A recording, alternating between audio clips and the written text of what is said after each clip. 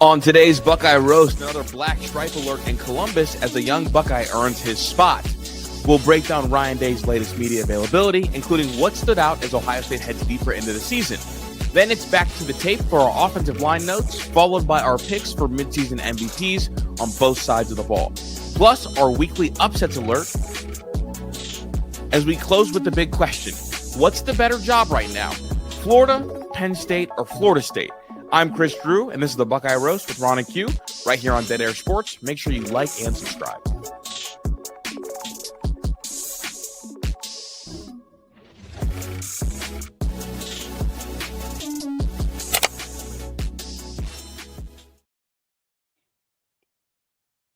Good morning, good morning, good morning. We are back for another episode of the Buckeye Roast. It's your boy Ron James here with my guy QP Ski. Q, how you doing? I'm hanging in there, Ron. This is probably one of the days we've talked the most since the channel. We've talked quite a few times today. But yeah, I'm good, man. How are you? Still clearly just waking up because you're talking about the multiple phone calls that we had technically today, but I fell asleep and forgot that we had to record a show and woke up to a bunch of missed calls. So yes, as I am waking up, I am remembering that we talked a bunch on the phone today, but I am doing well on this fine morning, waking up to do the show in the middle of the night. That's it. You're almost sleeping in until live time. You're like, here's the Buckeye Roast Exactly, live bro. because I slept that long. Yeah, we almost had to do an 8 a.m. show because I slept in completely past the show. I mean, I was so barely awake. I'm looking at the notes, and the first time I read it through, I was like, oh, look, Q has a trivia question today. Why are we talking about his former kicker, Justin Tucker? No, that is not who the stat or trivia was about this morning. No, it was not. But I did have a fun fact for you in the audience. So found out, and I was on Front Office Sports. So Justin Tuck, former defensive end of the Giants, should know who he is. He is now a managing director at Goldman Sachs. So they put the quote in the comments from Sachs to Sachs. So definitely congrats to him. I thought that was interesting. Another interesting note, Ron. I think you know this, but maybe not a lot of people. I interviewed at Goldman Sachs, and it is about as hard to get into as Harvard. No, it's harder to get into than Harvard, actually. Because if you're looking for a job, and I didn't come close. So Justin Tuck is just better at life, apparently. From Sachs to Sachs. I mean, I guess. I don't know who signed off on that title, but I mean, it made its way into our show because of it. So I guess shout out to them. Fair enough. But that's all I got. We can jump into it. You got anything else? No, I guess I will. I feel like it's a role reversal here. I'll play the music. Yeah.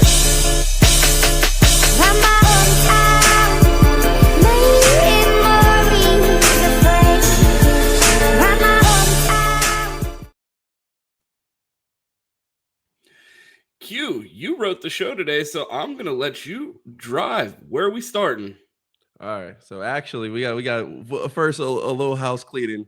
I know I get bashed because Ron has his patented Ohio State hoodie on the daily, sponsored by SFE probably, or some other brand out there that he shouts out frequently. But just for the moment, I do have some Buckeye merch on. It does exist. Most of it is on the back. So all I can show you is this without completely turning around and knocking my whole desk over. But and wearing some Buckeye merch, and I'm clearly regretting it because it's so hot in my apartment. But we continue. Like the video. Make sure shout out to the members, all that good stuff. Ron, let's jump into it. So yeah, we've actually hit the point in the year where like my so-called podcasting uniform actually made sense because it is free. I woke up. It's like that time of the year now where like I wake up and the windows are open and I don't even want to put my feet on the floors of my house because it's so cold. Fair enough. Well, not quite there yet, but we'll see if we ever get there. Okay. So if you remember, so actually breaking news. Well, I'll start with last year. If you remember last year, and this was an Ohio State recruit at the time, somebody they were trying to get, Trey McNutt sued the OHSSA, Ohio Athletics Association, something. But No, it's OHSAA, but okay.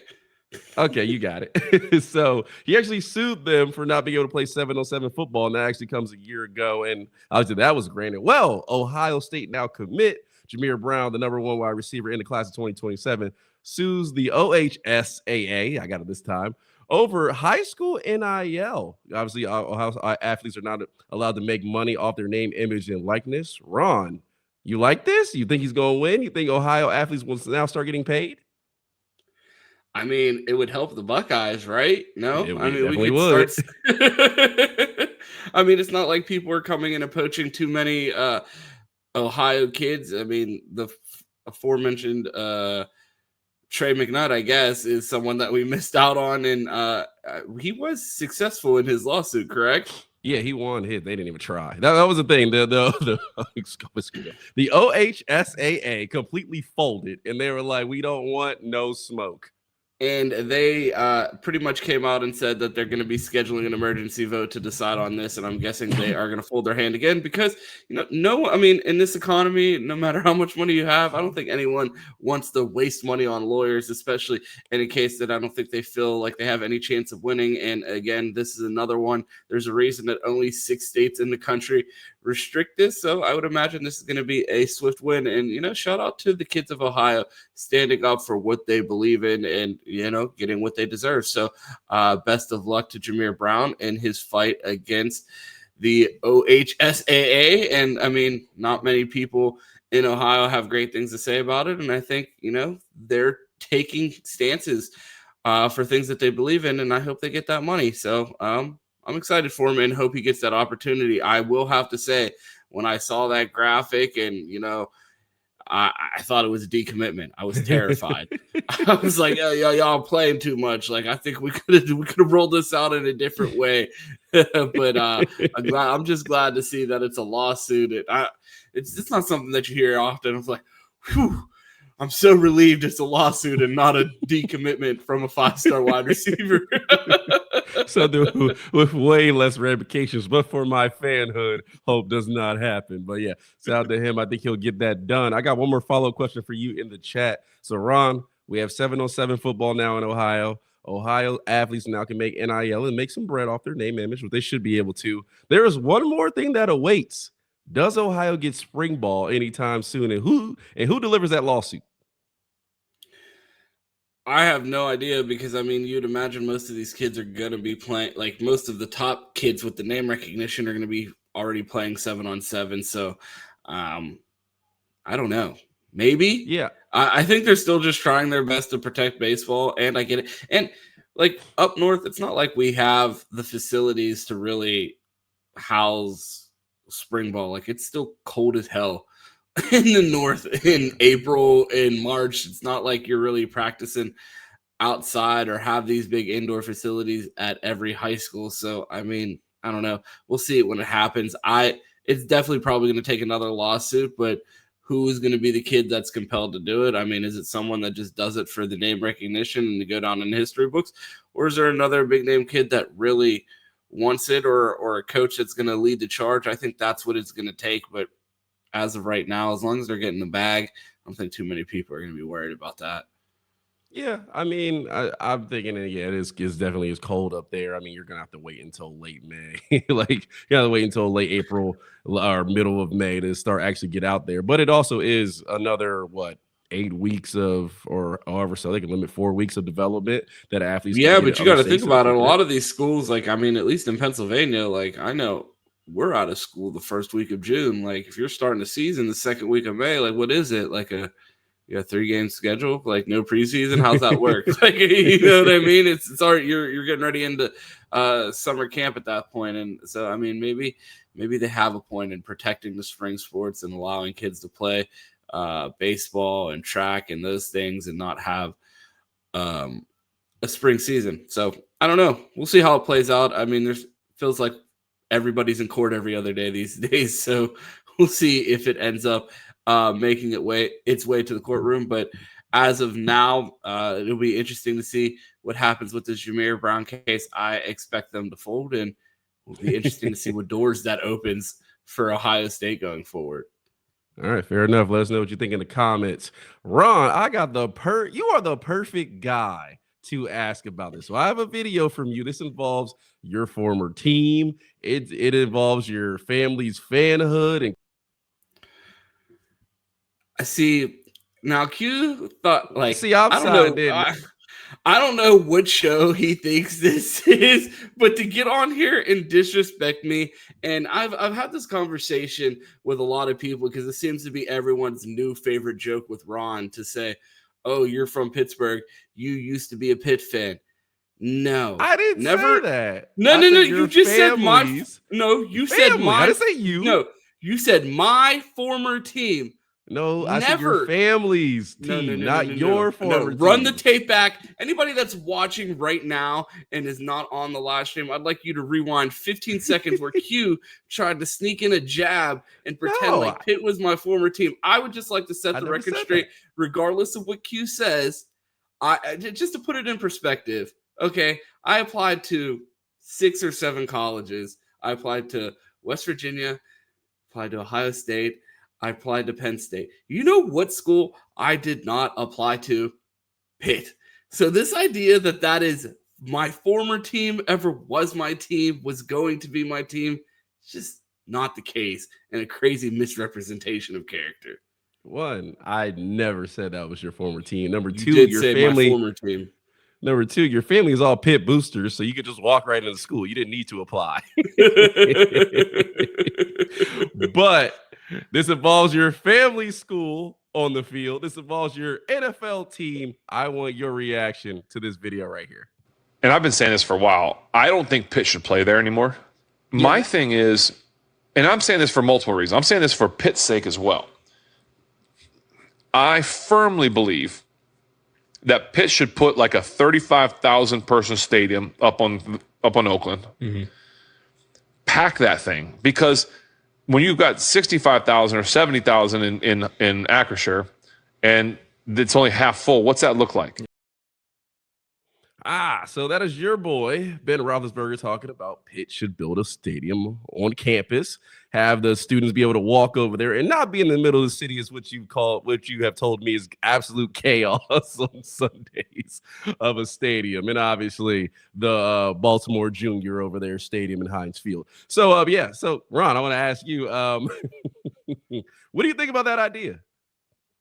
So, I mean, it's something that a lot of people have been saying for years, that Pitt should have never moved to Heinz Field when they closed Pitt Stadium back in 99. The field at Heinz Field is already a mess. The fact that you have 2 teams with Pitt football and the Pittsburgh Steelers playing on it, and then something that like a lot of people don't know, at the end of the year, the championships for the WPIAL, so all of Western Pennsylvania high school football, every division plays their championship game at Heinz Field. So that's like another week that just completely destroys the field. And back in the day, you would have weekends where they would play 4 high school football games on the field. Pitt would play football on it on Saturday, and then the Steelers would play on Sunday. You have $1 million athletes out there playing on a field and a surface that you're not able to maintain when you're playing 5 football games on it before the NFL product even makes it onto the field. So he has a great point there. It's mainly about the playing surface and the fact that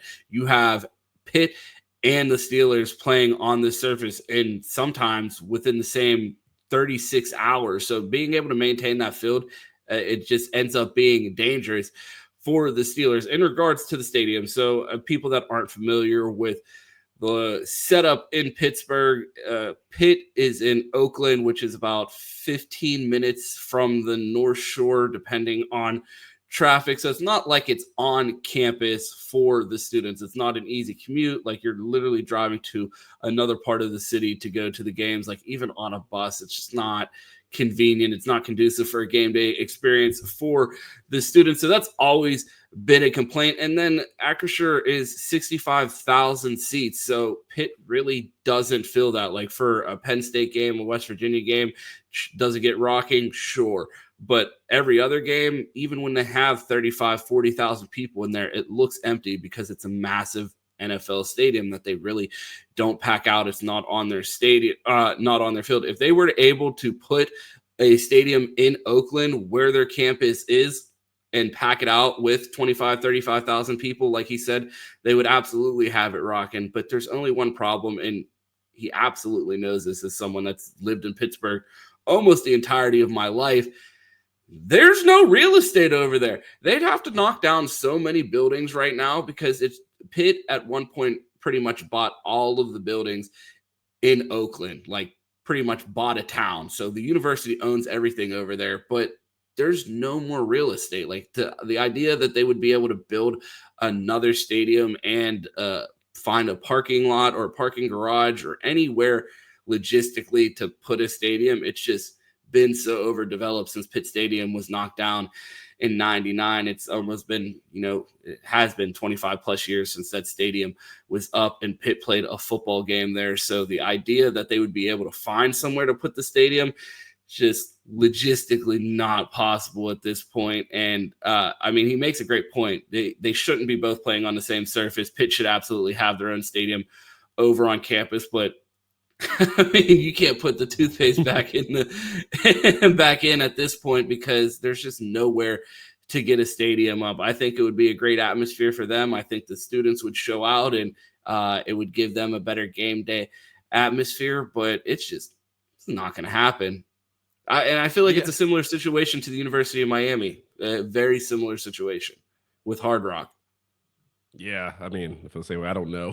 I don't know about I remember Miami got trouble off of some Twitter spaces, but I don't know what it looks like at Pitt, but I mean, definitely always think having the stadium on campus is definitely much better. I mean, me and my friends were talking about, and this is a little non-related, but like WNBA teams trying to fill those NBA stadiums. I'm like, I get it. They have the same owner, so they're not going to move. But I'm like, also, the chance of that happening is really, unless you have a really good team like the Aces or the Mercury actually do a really good job, slim to none. It's gonna be, you can hear a pin drop in there because it's so empty in the top row because you used to seeing Dirk Nowitzki walk on the field, and when walk on the court, and when he doesn't, it's like, I ain't showing up. So yeah, a little bit of a problem, but we'll see what they can do. But I figured you were the perfect person to ask for that. Yeah, definitely a topic right up my alley.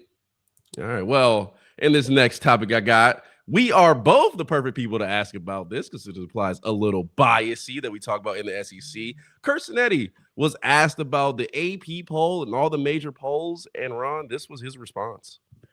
And let's face it, college athletics, college football has really changed a lot, in the last 5, 10, 15 years. And there's a division. There's no doubt about it in the media. And a lot of it's tied into whatever TV network is covering which conference. And then you're going to have sports writers that support those schools and are against the other schools. So there is definitely a great divide. Let's go into that process. You just mentioned it right. There we go. So that's Kirk Cignetti talking about how the AP poll is done, probably the coaches poll, probably the On3 poll, whatever poll we bring up here. There's definitely some level of bias. Ron, I just want to get your general. What is your reaction to that? How much do you buy into that? And is that why our polls are ridiculous week in and week out? Q, I didn't hear a single word that he said because I could not get over that Yinzer accent. Can we hear that again? Listen to this. Okay. And let's face it, college athletics, college football has really changed a lot, in the last 5, 10, 15 years. And there's a division. There's no doubt about it in the media. And a lot of it's tied into whatever TV network is covering which conference. And then you're going to have sports writers that support those schools and are against the other schools. So there is definitely a great divide. Let's go into that process. You just mentioned it right.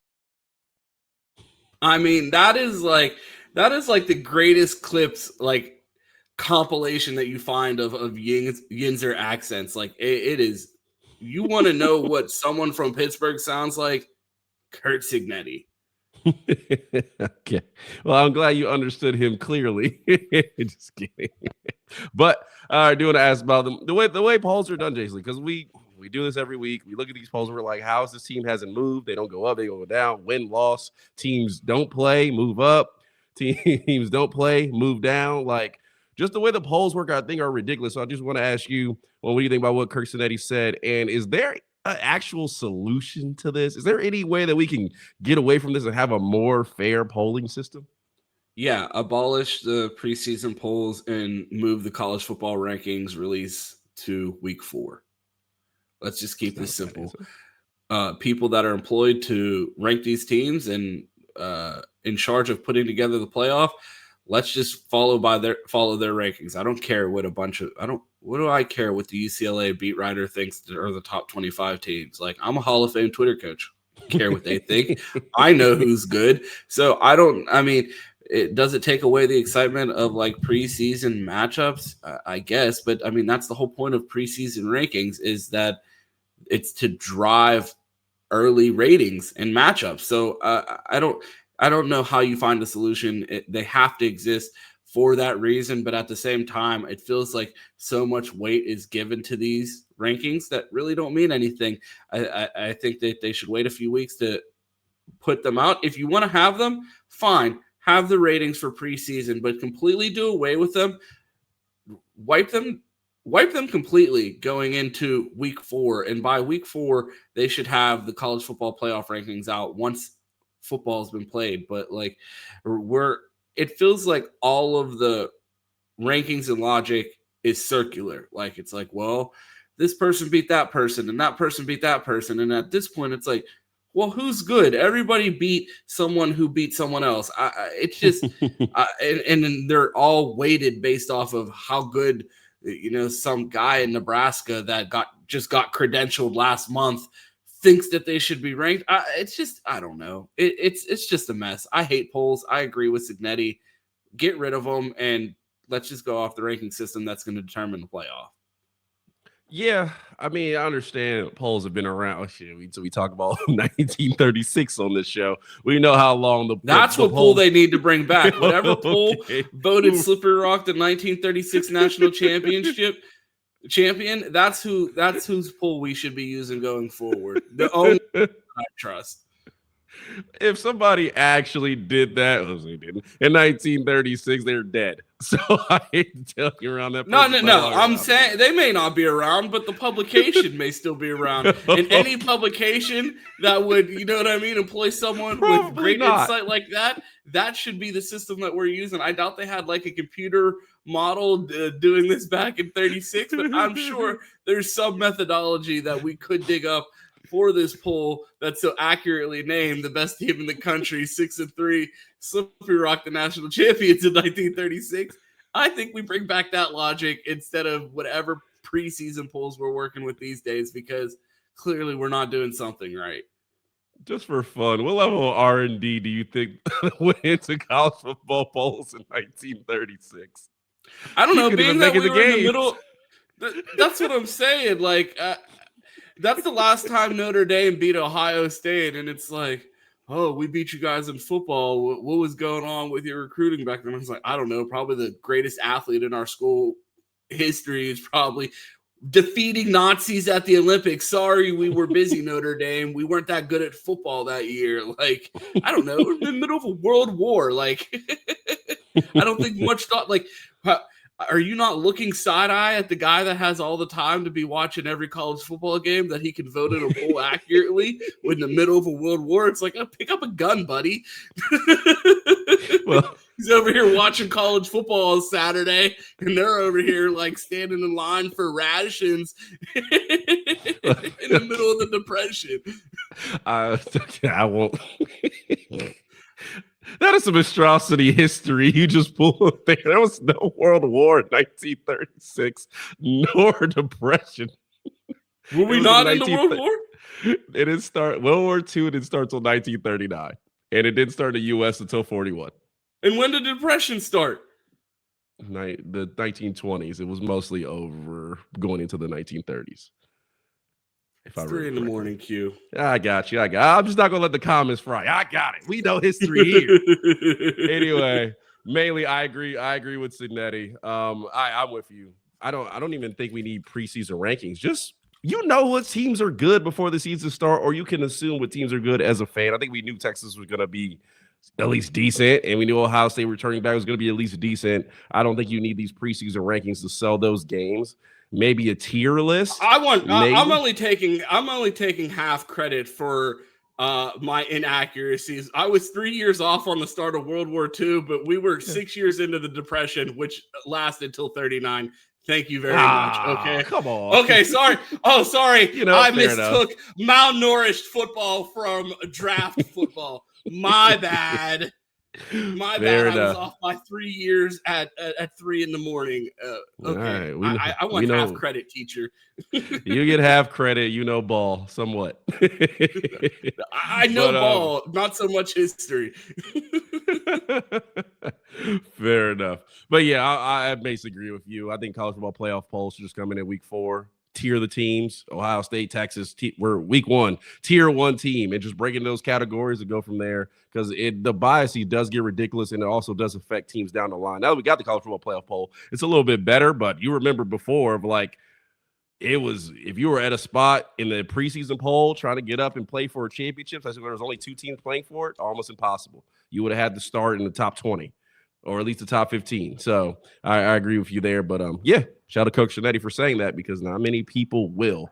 Moving on, Ron, we're going to talk some Ohio State ball. But before we do that, do not forget to like the video. Hit those comments. Let us know what history we've missed in all this time. What do you think about the AP polls, all that good stuff? And don't forget, if you're on Twitter, like and retweet the video. Also come over to YouTube. And if you're here, don't forget, live show on Friday. What time is that live show on Friday, Ron?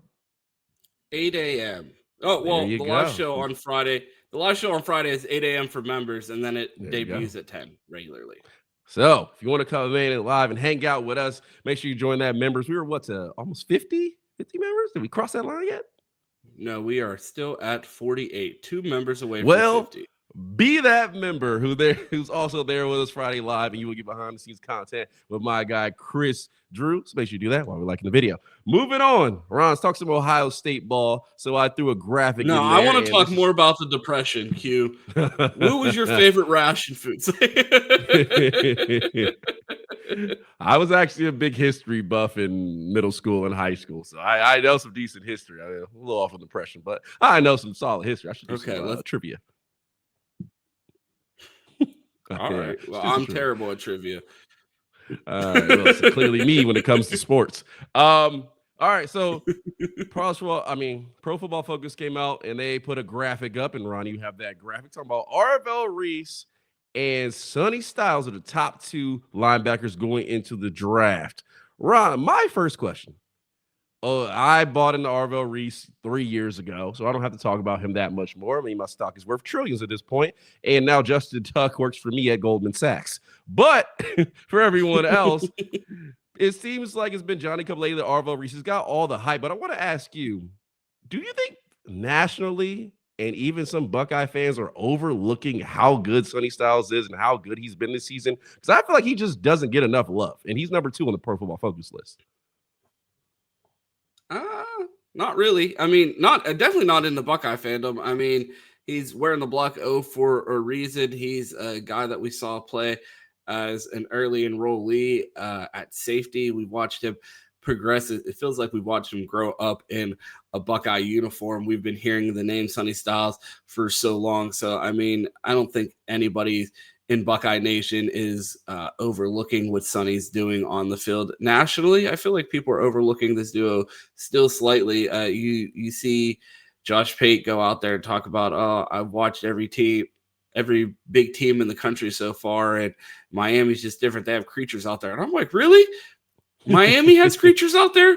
We have 2 6'4", 245-pound linebackers that are running sub-4.6 40s, flying around out there, taking on throwing running backs into quarterbacks and moving tackles in the same fashion while also playing in coverage like they're safeties. I don't understand why nationally I think Arvell's starting to get the love, but why either one of them are disrespected nationally, it doesn't make any sense. It feels like people aren't realizing how rare of a duo that is. I always joke with Cam. I'm like, Ohio State's building this defense how like I build my defense on Ultimate Team when I'm playing NCAA. I'm like, all right, for starters, give me the tallest linebackers we have in the game.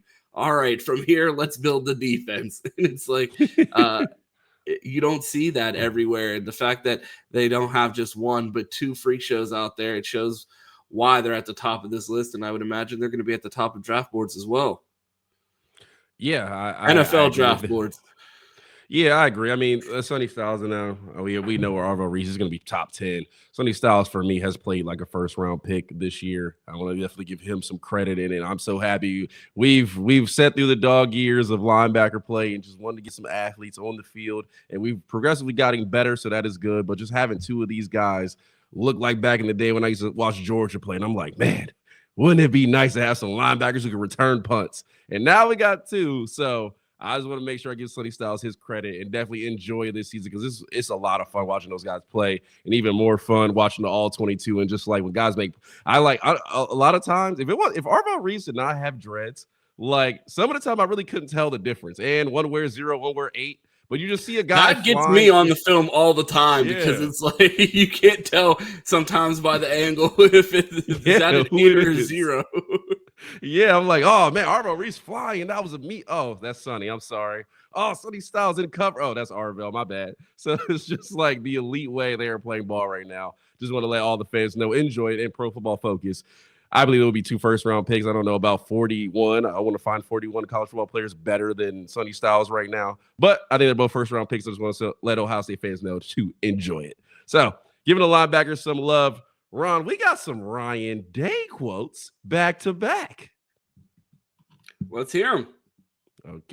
Okay, so Ryan Day spoke with the media again, and he had a couple of things to say that I thought were interesting. First, Day called Davison Igbinosun and Jermaine Matthews the DBs you want on your team. He also called Caleb Downs the man that makes it all happen for the Ohio State defense, the best player in the country. Now, first, I want to hit that last quote with Caleb Downs. Caleb Downs, very solid. One of those guys you notice and then you don't notice. And when you don't notice him, it's because he's playing just as well as when you notice him. Been elite all season. Ron, I want to ask you, for Caleb Downs, do you feel like he is still the best player on this defense? We talk about Arvo Reese and the way he's played lately. You obviously got Caleb Downs out there. You talk about the corners, the way they played well. It's a conversation. But if you had to pick one piece on this defense, who would it be? And I know it's oranges to oranges, but I had to ask the tough questions. I want to say Arvell here, and Chris and I talked about this on Bleacher Report. It was either maybe the last post game or the one before that Arvell is the best player on this defense. I saw Josh Pate joke that, the best player in the country is not going to win the Heisman because he plays on the defensive side of the ball. I quote tweeted it with a picture of Arvell Reese. But I mean, I feel like at some point it's hard to tell the impact that Caleb Downs has had on this team as an emotional leader, as a just his game IQ and ability to diagnose the game of football, his ability to make sure guys are in the right place, be able to see plays before they're coming. And it's something that might not necessarily show up, but just his ability to communicate on the field and what that does for that defense and how much it's helped Jalen McClain grow, how much it's helped Lorenzo grow. I feel like Caleb Downs' impact on the defense has been felt wider than the raw talent that Arvell Reese is. So I don't know, man. I feel like we're splitting hairs here. I guess I'll give Caleb some love here, being that most people are probably leaning towards Arvell, but I just think that shows the talent that this team has, that we're like, I don't know, man, which one of our players is the best defender in the country? I can't choose between the two of them. And then you probably have Miami fans, shaking their fists at the TV right now, like Ruben Bade's better than both of them. According to the On3 Heisman poll, he's the best player in the country. But I digress. A lot of guys on this. If Ohio State media does their job, there should be minimum maybe 5 All-Americans on this team the way they're playing. I'm not saying all first team, but in one of those 3 teams, there should, or 2 teams, I forget how many there are. There should be at least 5 up there. Following up with that, I want to talk about a little wide receiver play from Mr. Day. Day said that Quincy Porter and Mylan Graham have to step up behind Jeremiah Smith, Carnell Tate, and Brandon Ennis as the season continues.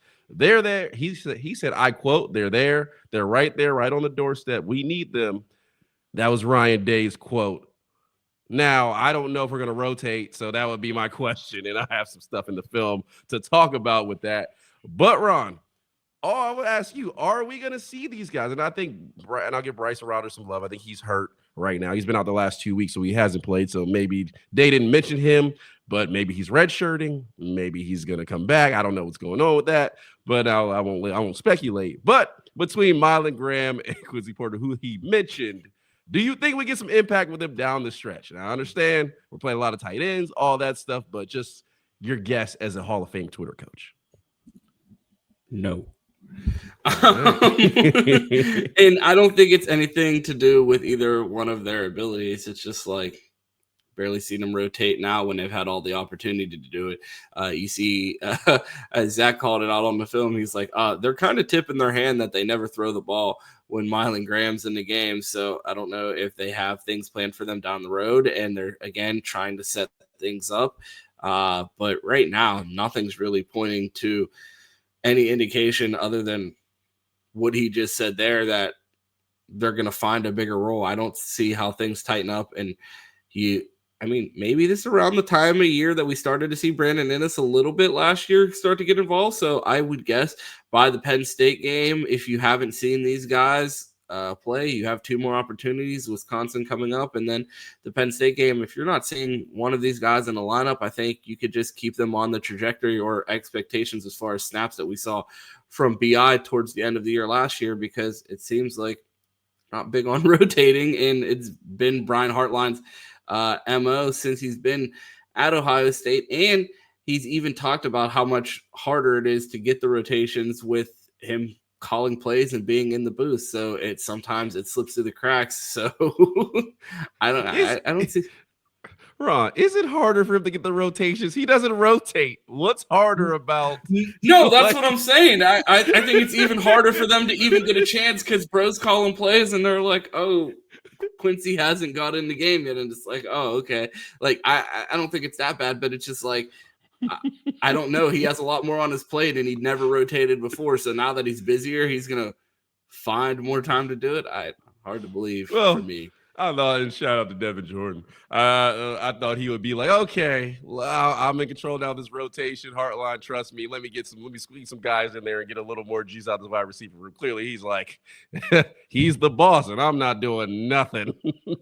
Yeah, you 3, y'all are good. The rest of y'all, go get some lunch because you're going to be sitting down a while.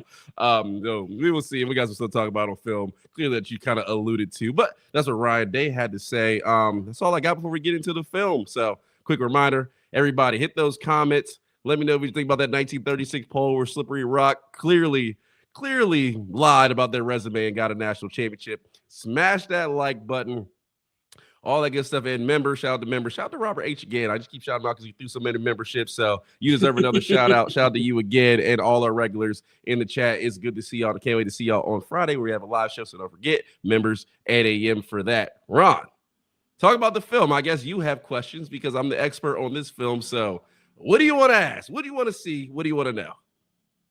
Well, okay, so like I said at the beginning of the episode, like we recorded in the middle of the night. I fell asleep watching the film. Like that's just how my days go sometimes. Like I got off work late, had to get a haircut, ended up working even more. And it's like, all right, cool. We're going to record around midnight. Let me see if I could sneak a nap in here before we jump on and record.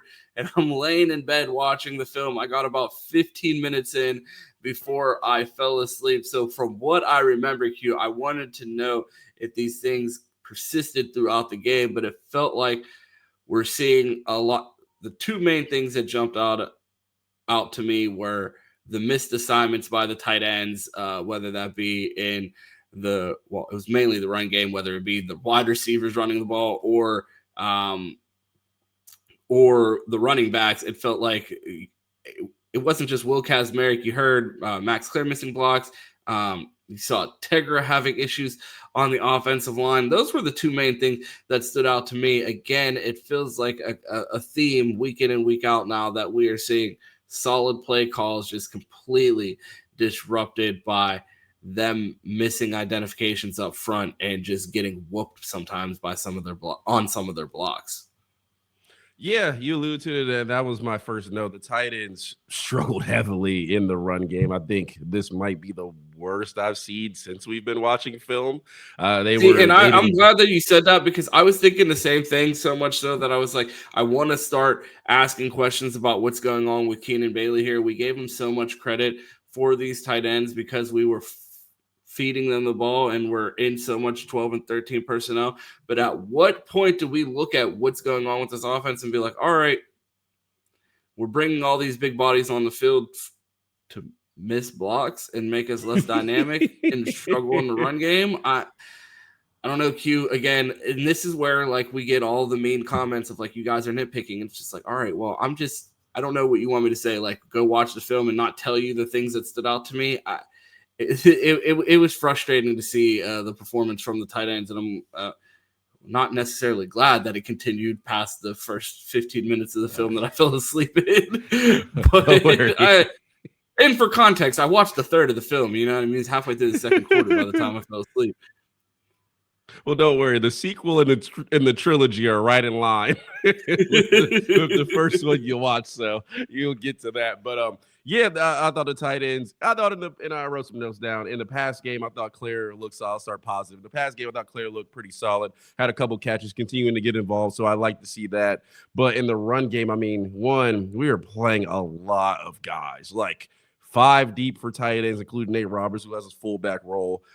I think you need to cut that down to maybe 3. You play 2 guys a lot, so I'm cool with 3. I don't think we need to go 5 deep. I mean, everybody does not play at the same level in this tight end room. I think Will Kazmarek has been really good this season, especially in the run game. He had his worst game by far as a blocker. He's bad.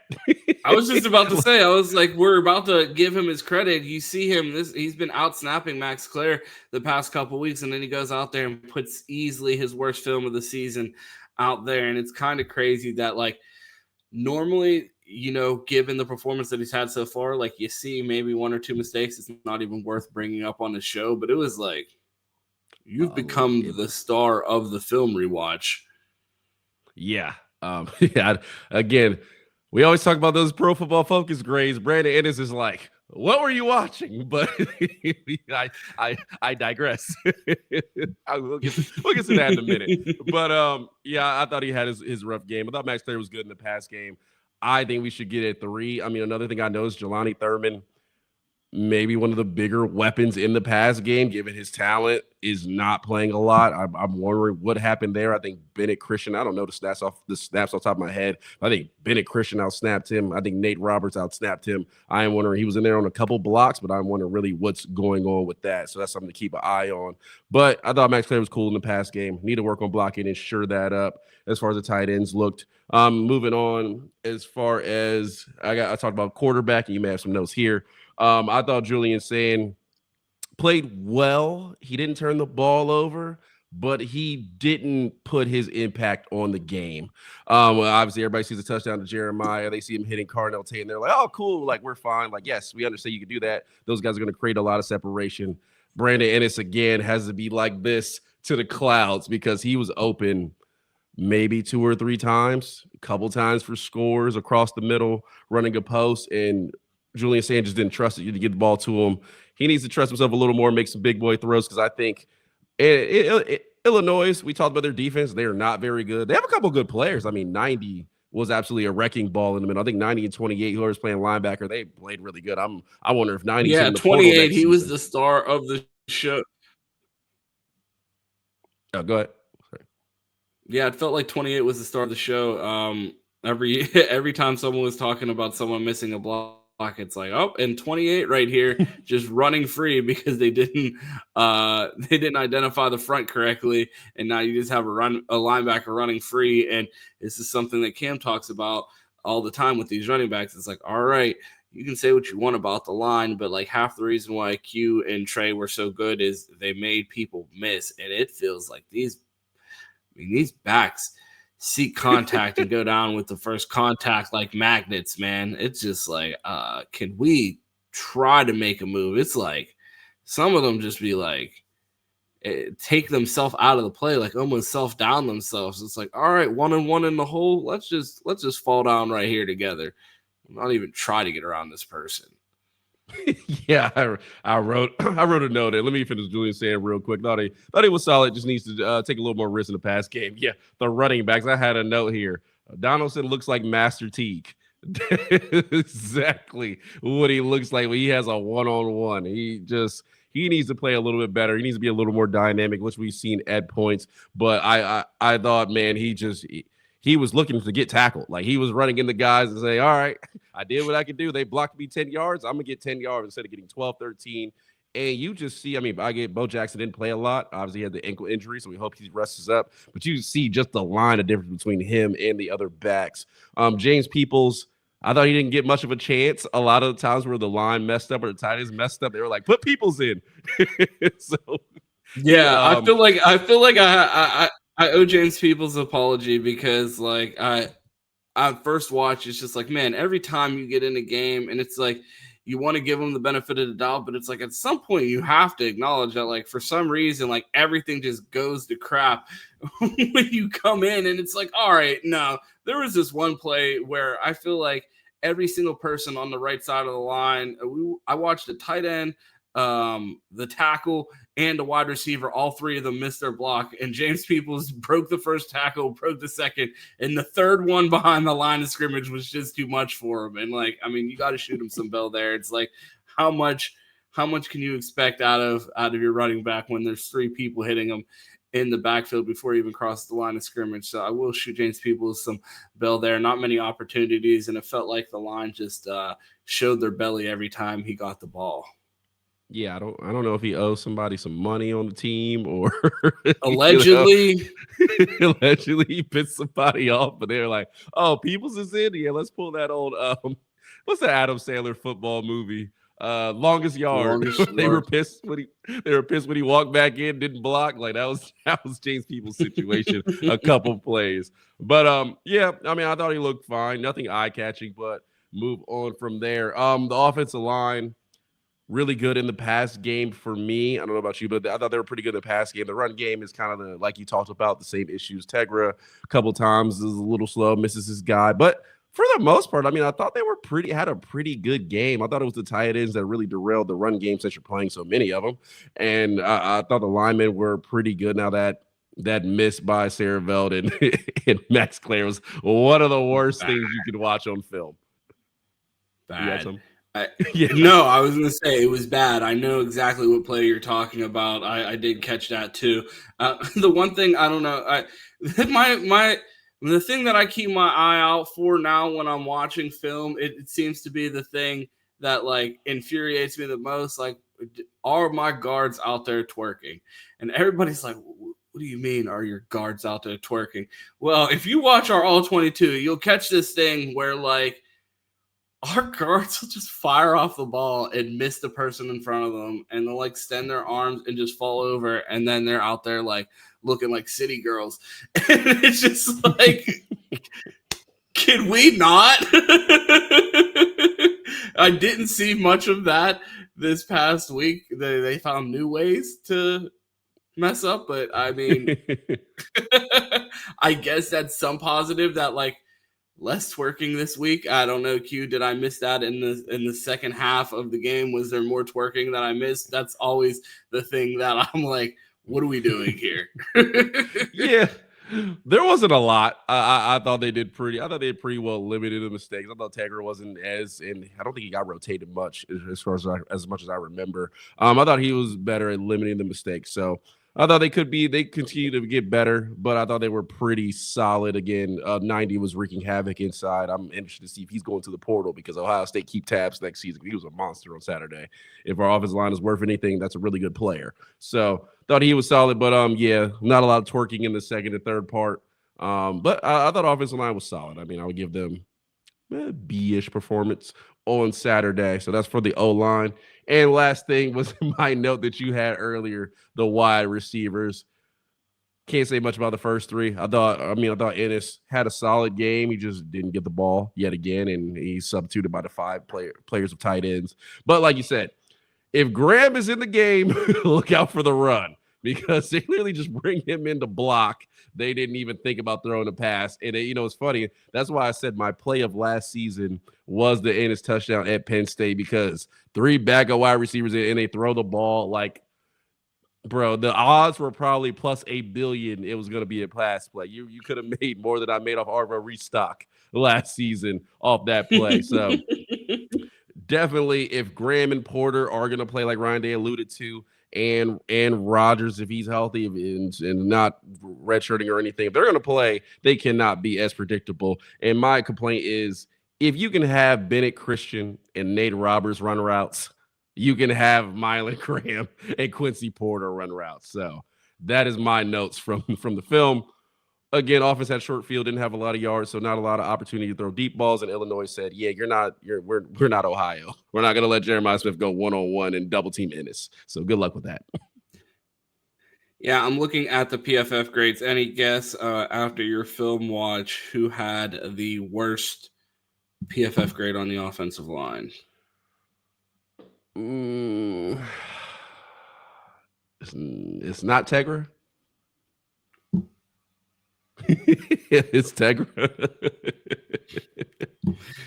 I mean, the fact that you fumbled that one, I threw you the alley-oop and you just... I thought it might be a trick question. I don't think Tegra, and again, out of all the linemen, yes, he played the worst out of all of them, but he was not that bad. If any tight end besides Max Clare, who contributed in the past game, graded above him, he needs to sue Pro Football Focus because they got it out for him. Well, Bennett Christian graded out as the worst player on defense. Will Kazmarek was under a 65. Jelani Thurman was at a 63. Luke Montgomery's grade was not much higher than Tegra's. Tegra had a 58.3. Luke had a 58.9. Carson Hinsman and Austin Sarah. Well, actually, Josh Padilla, limited snaps, but 67 grade. Sarahveld and Hinsman's towards the top. So, as long as they're keeping Julian clean, and the fact this quarterback that everyone talked about being so frail and this alleged soft Cali kid, guess we'll never find out if they're not tackling him. You know what I mean? I don't want to know. Exactly. I don't want to find out how he responds to a 300-pound defensive tackle landing on him. Let's just not find out. Yeah, never know. I'm good with that. You got any other questions on the film, or are we good to move on? No, we're good to move on.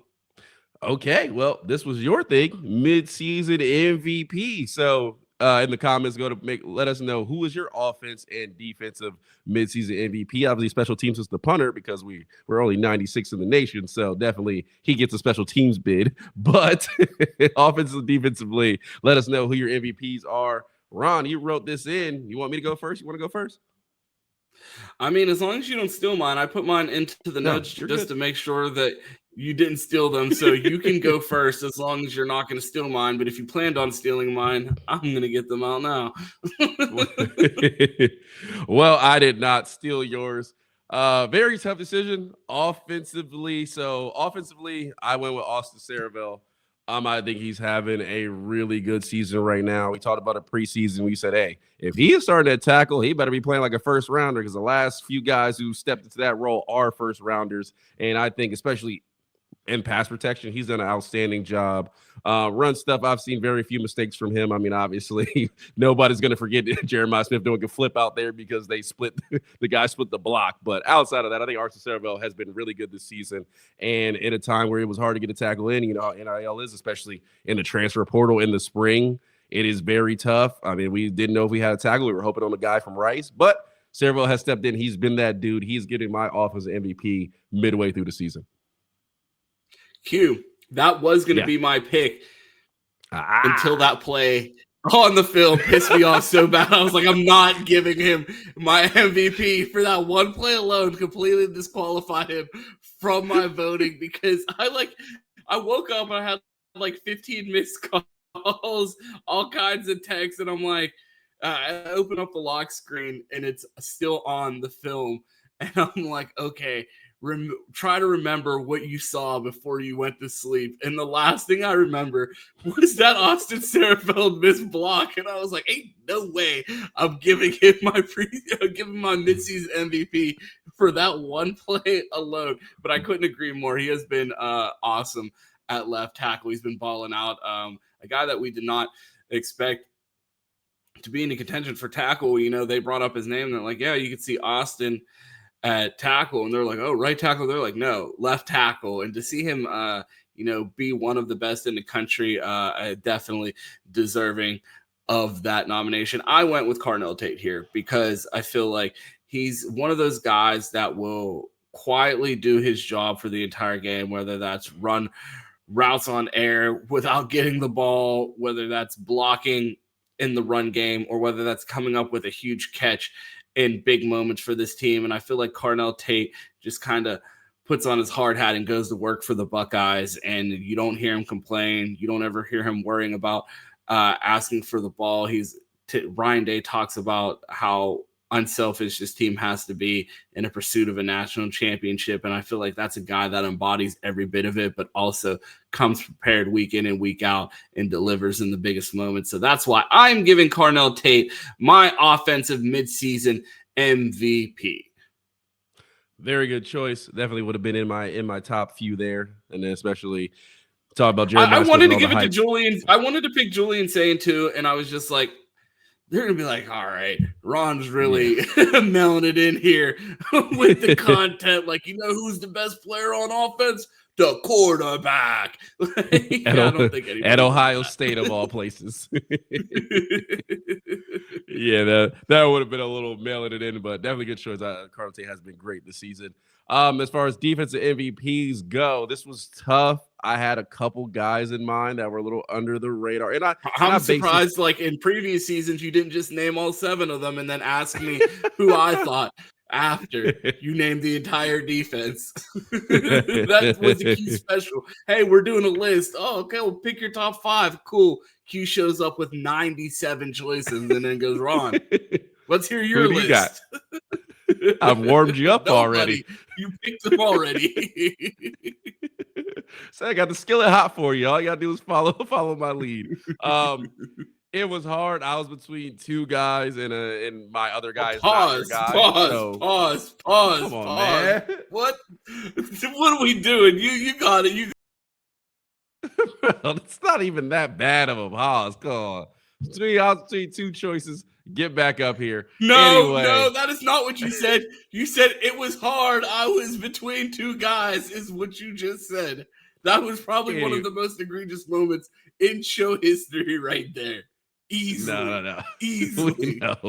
We crossed that. I almost paused the recording to let you recover from that one. Anyway, staying on topic, I went with Davidson Igbinosun. A little bit over Caden McDonald. I think Igbinosun, and a part of the reason between that is I thought Caden McDonald was going to be what he is, the way he's playing. I was like, he's going to come in and absolutely dominate and play really well. Expected that. David Igbinosun is a guy we've waited on for 2 years to say, hey, can he stop the holding? Because he's a great cover corner. He doesn't get burnt. He has all the measurables, but he holds too much. He holds like his guard, Jeremiah Smith, and there's only one Jeremiah Smith, and that's on his team. He's cut that out this season. Ron talked about the attitude he brings, and that has changed the culture. The moment they changed the culture was when David Igbinosun rocked the shiesty in the Ohio State visit photos. The impact he has on the team, his attitude, the way he plays, the way he flies around his defense in the run game is an absolute willing hitter. He's just been great this season, and he's got rid of the holding, so he's played the MVP for me as far as a level up and my expectations coming to the season. He's shattered those.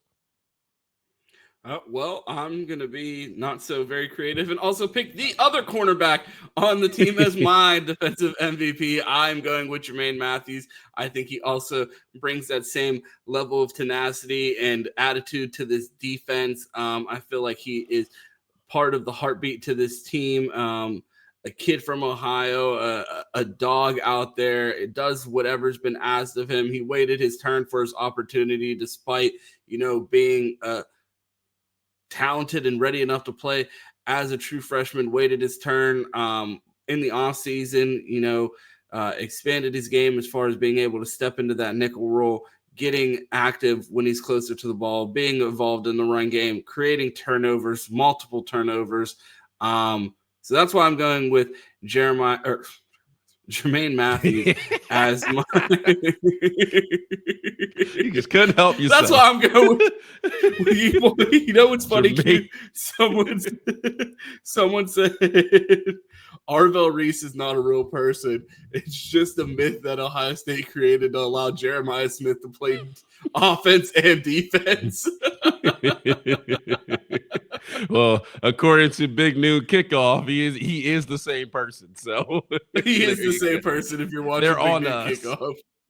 So are Lorenzo and Sonny. One of them Styles boys out there. He gives a little bit of his playing ability and puts it in a doll and lets him go out there and play as his brother. It's so nice of him to share talent because it would just be unfair if he did it all in one body. Right. And then Q. Oh, go ahead. Oh no, go ahead. You got it. Oh no, I was gonna say, did you give your offensive MVP? Yeah, we're good. So I have both of mine: Austin Saravel, Davidson Igbinosun. Those are mine, the MVPs for the year. Okay. Our last thing before we get out of here, we have upset alerts. I have 3 games here, Q. Which one would you like to start with? Or do you have an upset alert of your own? No, I'm piggyback off of you. So please take it away. You have it. The first game that I wanted to talk about here, Q, Georgia Tech at Duke. It's a tough position for me. I am a Manny Diaz stan. I'm also a Haynes King stan. I think Haynes King's one of the most exciting players in the country. I think Manny Diaz is one of the most underrated coaches in the country. Rooting for him at Duke and what Manny has building there, but I'm also rooting for complete chaos in the ACC. Therefore, I need Georgia Tech to win here. Duke is a 1.5 point favorite, but Tech is the favorite as far as the ranking, Q. Our favorite dilemma here. Who's the actual underdog? The team that's lower rated in the rankings or the team that is the underdog on the spread here? I think this is a potential upset for number 12, Georgia Tech. Duke is the favorite in the spread here. They are at home. A chance to start complete chaos in the ACC. I think this is an upset alert for number 12, Georgia Tech. I just yelled at you for doing this yesterday, and I'm over here saying a favorite is an underdog. Well, I'm glad I feel validated from my choices yesterday. But I mean, I absolutely agree. I look at Darian Menza, and he's like top 5 graded Pro Football Focus transfers that are in college football right now. So obviously playing extremely well. I mean, I thought you were going to say top 5 names in college football. Yeah, not quite. Top 5 names in transfer football. So obviously he's played extremely well, which he better be. He's making a ridiculous amount of money. So good to see there. But yeah, I will keep an eye on that game. I'm a roll with Georgia Tech just for my guy Chris Drew, so I hope they can pull out the win.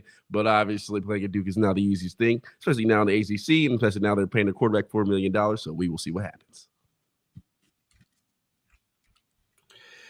The next game that I wanted to talk about, I'm like getting completely lost in my schedule.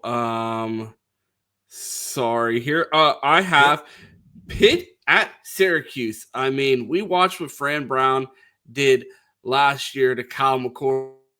I watched it in person. For those who are new to this show, I attended that Kyle McCord 5 interception game against Pitt last year in Heinz Field. A fun fact, I was scanning my ticket during the national anthem getting into the stadium. So I was in the stadium by the time the national anthem was complete. Kyle McCord had thrown 2 pick sixes before I made it to my seat in that game. So just complete insanity. Fran Brown absolutely had Pitt absolutely had Fran Brown's number there, and I look for Fran Brown to be looking for some get back. Pitt on a little bit of a hot streak right now, coming off a win over Florida State. Some newfound hope in their true freshman quarterback, Mason Heistel, the best true freshman debut of any quarterback, I think, in like 40-something years. Absolutely balling out for Pitt right now. So something to keep an eye on there. I have Pitt on upset alert. They are a 10.5 point favorite at Syracuse, but got to watch out for Fran Brown. All right, we got the upset. Watch out. Fran Brown, one of the guys I shouted out to go to Pennsylvania, though you disallowed that, saying he didn't fit in at Penn State, which I very much agree with that. But that's a good call. I would, what I've seen this season, probably take Pitt, but it is an upset alert for a reason, so we will see what happens with that one. And then the last one, we have the Michigan Wolverines taking on the Washington Huskies. Michigan, a 6.5 point favorite at home. Q, is Michigan able to bounce back off the loss, or is this where the season takes a turn for the Wolverines? They are at home. They do have that in favor. This is a big noon kickoff. Washington will be traveling from the West Coast. What are your thoughts here as Michigan potentially being on upset alert as a 6.5 point favorite here? Well, they are. But the only thing that gave me faith was Sharon Moore pulled out his blue collar jacket, and now they're gonna come in and work hard at practice this week to get ready for that game. So maybe that gives Michigan fans a little bit of hope. I think this is gonna be a close one. I think Washington definitely can move the ball against them. This defense is not what we've grown accustomed to. Not nearly as good as we've done as the national championship or the year before. So they can be good at. It's hard with Washington traveling. I will give it to Washington because I think Washington is gonna make Bryce Underwood, like everyone else, beat them. I think they're gonna play solid ball. I think that's with Justin Haynes getting hurt. I think they will be able to stop the run and make these guys beat them. So I'm gonna go Washington in this one. That's where I'm going at right now. I fully believe in this upset, and I think the season is teetering a bit for the old Wolverines. Yeah, I feel like this is their season's technically on the line with this game. I feel like if they go out here and lay an egg against Washington, their playoff hopes are done, and they're talking about firing Sharon Moore and Ann Arbor. We already heard them talk about it earlier in the week. They want Jesse Minter. Not going to happen, but definitely something to keep an eye on there. I definitely have the Wolverines on upset alert. Q. So that's all I have for today. I looked at the show and I was like, oh, this one might be quick. It was at the 30. Go ahead. You forgot something. Obviously, I heard Zach Herbstreit has the elite intel, or was it Chase Herbstreit? Whichever Herbstreit has the elite intel. So look out, Chase Herbstreit. Chase Herbstreit put all the money on Washington because I heard they threw him a bag as the most paid NIL athlete in college football. So it looks like they're gonna know all of Michigan's plays this weekend. Exactly. So this might be an opportunity to jump on the plus money. I'm not, don't report me, but I do have some inside information about how this game could potentially. And the last thing, I watched TJ's show last night, Johnny, and TJ was going on and on and on about, it's like they knew our signals. It's like they were coming right at us, like they knew what we were doing. And I paused, and everybody thinks I'm crazy. That's not good. But why is Chase Herbstreit on the team? You can't sign steal anymore. They use the radio. You can't steal that. And the catapult thing, the cloud sharing with the practice videos that OSU tapped into, but that story went away. That just disappeared. That catapult thing's gone now as well. So how else is Ryan Day going to cheat? I know. Let's put Herbstreit's boy on the team. What's he doing there? He's not going to play. He's never going to see the grass. They'll put Warren in before they put in Herbstreit. What, in education? Go to Northwestern. Go to MIT. Why is he at Michigan? Why? That is a good question. Why? What's he there for? It's not an education. He ain't playing ball. So what is he there for? And then you look at the Oklahoma game and you look at the Southern Cal game. TJ's right. It's like they knew what we were doing. It's like, oh, okay. So maybe I am crazy, conspiracy theory. But yesterday, conspiracy theory over here. Q, am I crazy that we should probably, if we're gonna hammer the books on this, we should probably, bet in small amounts across multiple sports books so we don't trigger too many flags with this inside information here, knowing that Chase Herbstreit is going to be throwing the game for the Michigan Wolverines as a spy. So we don't want to tip off the regulators when we all bet on this game. So be sure to bet in small increments, give some money to your family members, have them bet on their accounts. Don't place one big bet because it's going to trigger some warnings if everyone bets all of their money against Michigan and bets on Washington. We're going to definitely raise some alarm bells or move the line. Yeah, most definitely. I just want to give an apology to my family. I could, for education, I could have went to Northwestern, I could have went to MIT, I could have went to Harvard or Yale, but I wanted to play fraternity and go to VCU. So I just want to apologize for them because, just getting your education at those places are just that easy. But, that's all. Well, they don't think it's that easy. They think that's so highly of Michigan that they fucking put themselves in the same sentence as Harvard and MIT, and they only do that in one place. Yeah, bro, and they only do that in like one place in the country. Ann Arbor is the only place that thinks Michigan, MIT, and Harvard belong in the same sentence. And what's that school in London? I forget the name. You know what I'm talking about. The world famous school. Yeah, Oxford. Yeah, why do you go to Oxford? Oh, man. Or Columbia. Ron, get us out of here, man. Yeah, bro. They're probably like, this dude doesn't even know when World War II started and he's talking about education. Q, that's all I have, man. Let the people know where they can find you if they want, misinformation about world history,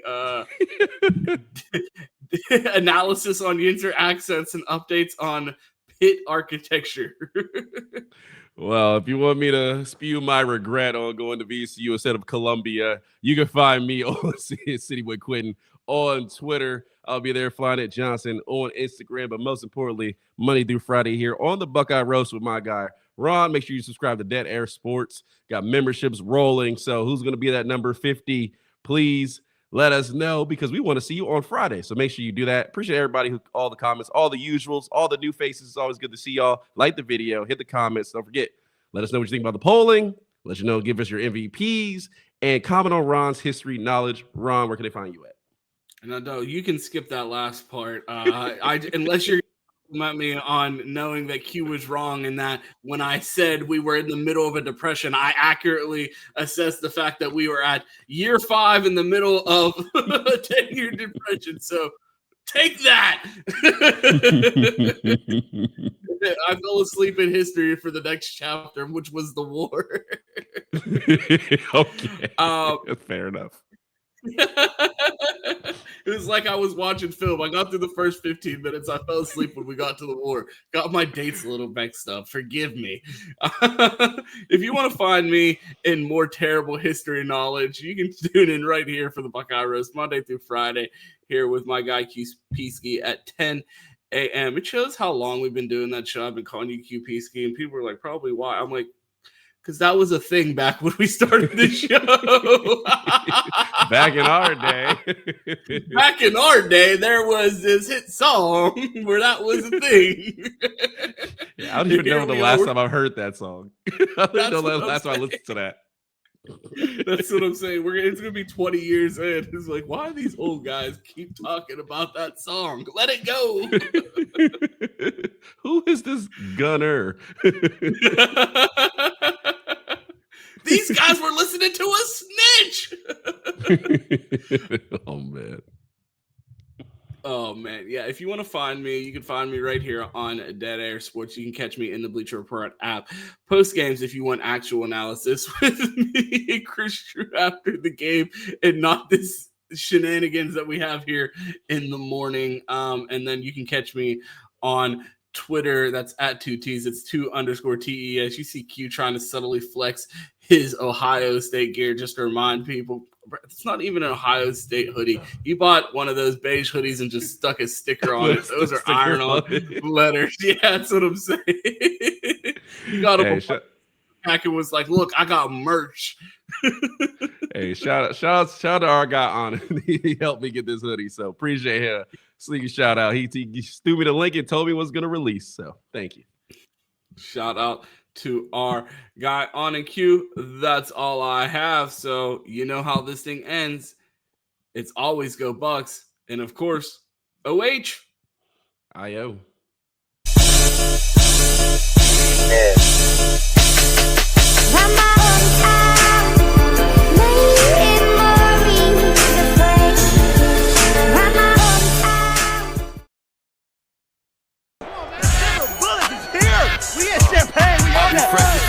When I hit the scene, everybody know me. 40 tuck in my skinny jeans. I'm so fucking low key. All hundreds, finna go get some cream. This another show week. It's a show week. Out the 7 days, I gotta pick up 40. Mama told me, baby, get you some sleep. Gotta turn down, move slow, please. I go home, rock my son to sleep. Gotta stay awake, get more of these. Nigga, you mad cause you ain't getting no cheese. Whole hood charge you whole fee. Sometimes there's no one to watch over me.